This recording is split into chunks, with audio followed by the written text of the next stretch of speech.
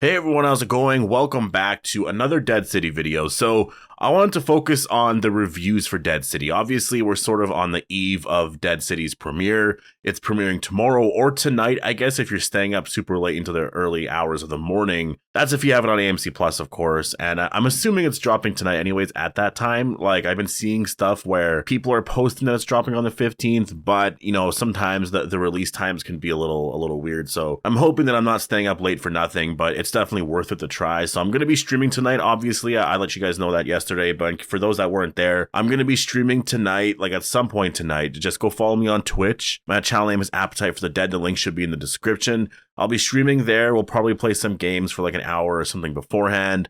Then I'll get into sort of reacting to the episode and all that. And then I'll answer your guys' questions and whatever. And then I'll get to work on my review and trailer breakdown. We'll do that every single week. The Walking Dead Dead City premieres tomorrow or on the 18th if you're watching it on cable. And I just gotta say, based off of the early reviews right now, this show seems to be the best of anything Walking Dead related in years. And it's hard to say because I haven't watched it. I did watch the intro, though, for Dead City, and I can't believe how good it is. I really can't believe how good that intro is. It is exactly what I've wanted them to do with an intro for many, many years now. Like The Walking Dead after season 8, going into season 9, they changed the intro, right? Like they used to have that old looking whatever intro, and then all of a sudden it was like very different. You know, the intro was very bright, and it sort of changed everything. It was very comic booky, and I liked that intro too. I did like the art style quite a bit, and they kind of stuck to that a little bit here with Dead City, but it was the same theme song and this and that, and you can't really change a lot of that. And I'm not even really criticizing any of that because that's from the original show. I'm more criticizing Fear the Walking Dead and World Beyond because there was literally no intro music. There was nothing there. And it's so crazy to me. Like, with the spinoffs before, and even Tales of the Walking Dead too, like there's just been, I don't know what it is. Like, it's just like they didn't really take those shows seriously, or they didn't really put a lot of effort into those shows. I don't know what it is, but it's like with Dead City, they just were like, you know what, we're gonna take this seriously. We're gonna really, you know, put a lot of money into this, and we're gonna put something out there that fans are gonna really like, and like people love it. People just really, really love it. And I mean, the Dead City intro was just crazy to me. We're all gonna be seeing it tonight or whenever you do watch it, and I just can't believe it's that great. And it seems like all of the reviews out there right now are saying the exact same thing. Like almost every single article out there is saying that this is the best show in years. And I mean, there was one article that I'm not going to really reference, but I didn't really understand the review. The article praised the show a lot. Like it really praised it, saying that I'm so excited for season 2.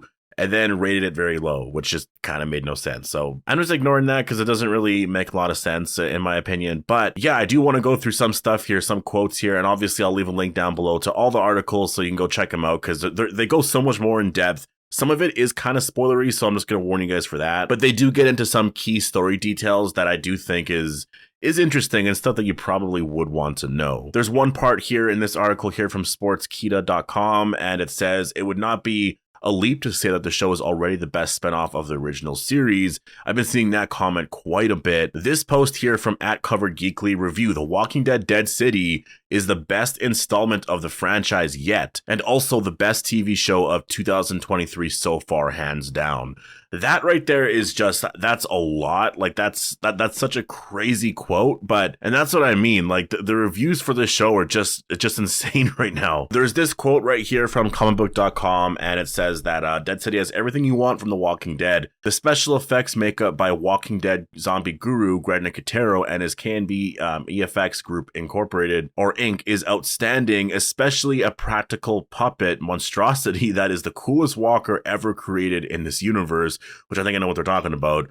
It has enough guts, gore, and undead action to make up for what The Last of Us lacked, while telling a story exploring themes of grief, loss, and trauma. So that's kind of a shot at The Last of Us there. And it's funny because I will say that's sort of what I was thinking of The Last of Us, was like, it visually looks so good. The character stuff was good. I mean, there was definitely some episodes with some of the characters like Bill and whatnot that were just like outstanding, completely just very phenomenal. But overall with like Joel and Ellie, I would say there's definitely, there was sort of a lack of, I don't want to say lack of connection with the characters because like it did work fine, but when you're comparing the Walking Dead characters and how well they tell stories with their characters, like specifically just their characters' stories. It's so, I've never seen a show do as great as The Walking Dead. The Walking Dead can do character stories so well. And I will say with The Last of Us, there wasn't a lot of like guts and gore and like zombie stuff that was happening. You know, there was some really cool stuff, but there wasn't a lot of that horror element to it. And apparently for Dead City, it makes up for that. So I'm interested in that. Like if Dead City has a lot of that,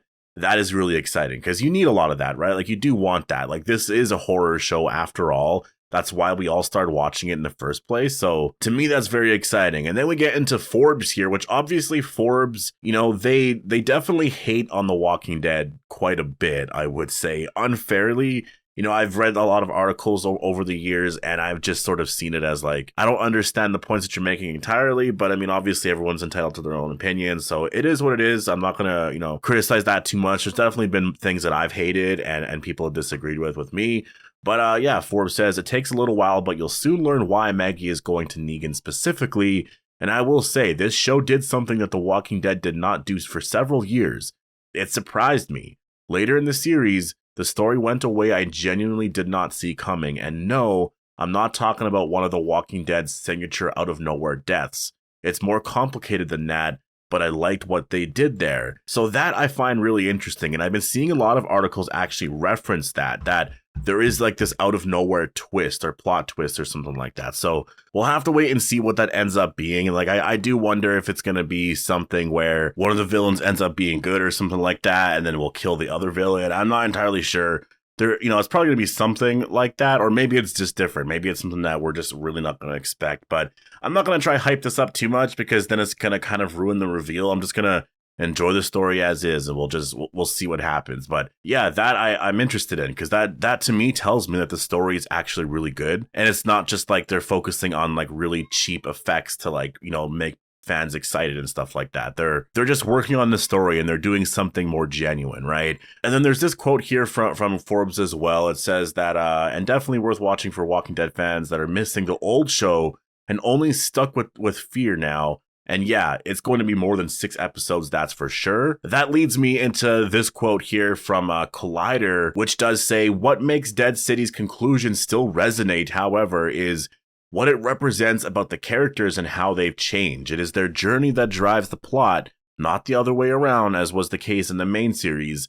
One closing conversational scene with Maggie in a car is one of the more genuinely emotional scenes this franchise has had in some time. When she looks out at a decaying landmark that had been referenced throughout the series, this visual moment speaks to the state of the world and the fraught journey ahead for the ones still alive.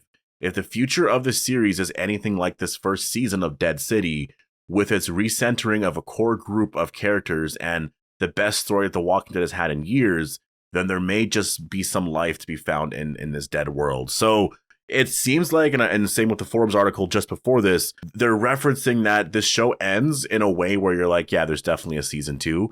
So I'm really excited for this. You know, I'm really expecting Dead City now to sort of begin a new era, begin like a new world where you can see there being a lot more story to tell, and it's actually exciting because obviously there can always be new story to tell. Like they can just come up with whatever, but it's whether or not it's exciting, you know, for us fans, and whether or not we want to actually continue watching and see the rest of that world. And it seems like so far they're doing a really good job, and season 1 seems to be the best that we've had in years, and a lot of people are saying it's better than, like, I'm assuming they mean season 9 of The Walking Dead, and I'm assuming that's also going to mean season 8 and season 7. So is this going to be the best thing that we've watched of The Walking Dead since like season 5 and 6? You know, I'm excited. I really do have some hope here for The Walking Dead. Like, I've always known the Rick and Michonne show was going to be good, and I'm assuming Daryl Dixon's going to be good. We'll have to wait and see. Dead City, I was for a while like, we'll have to wait and see. And then over the last 2 months, that just changed as we kept seeing more stuff from it. And now with these reviews, I'm just like, you know what? I don't really see any negative reviews. And if anything, they're very like extremely positive, which is something that I'm really, honestly, I am genuinely shocked by. I was not expecting this. I just thought, like, I figured that we'd be getting the same type of reviews that we really have gotten in the last, I don't know, however many years, The Walking Dead, where it's just basically, yeah, you know, the show's really good. It still suffers from these issues, this and that, but like overall, it seems like this show is just awesome, and I can't wait. So yeah, I'm excited. I can't wait to learn more of the plot details. I can't wait to meet the characters. Like, I'm actually really excited to meet some of the characters, like the Croat, and then there's a few other characters as well. I can't wait to see how they're going to redefine the cast, who's going to be a main character, just the visuals and the landmarks that we're going to see of New York City, and just, you know, everything there. I really want to see how this is going to look, how it's all going to play out. This could honestly be a really insane next month of The Walking Dead. If the next month really shows us that The Walking Dead can do really amazing stories like this and do so much, Comic-Con is going to be crazy. It's going to really, really hype up the Daryl Dixon show, and especially the Rick and Michonne show. So this is really good. So far, so good. You know, Dead City needed to do this. Dead City needed to prove that there was a reason to do these spinoffs, because people were hating on this show for the last year. Like, I'm going to be doing a Q&A video right away, but I did see a question, you know, asking me about, you know, what I thought of the name Dead City compared to Isle of the Dead. You know, because obviously a lot of us liked Isle of the Dead, and then when they renamed it to Dead City, a lot of us didn't like it. I will say at this point, I'm like, yeah, you know what? Dead City's the much better name. I don't even know why I liked Isle of the Dead, to be honest. Dead City really fits this. So anyway, stay tuned for that. I'll be posting my Q&A later today, and also sort of hyping up Dead City's premiere. So hope you guys all enjoyed the video. Make sure to be a subscriber if you want all my Walking Dead content like this, and I'll see you guys in the next one.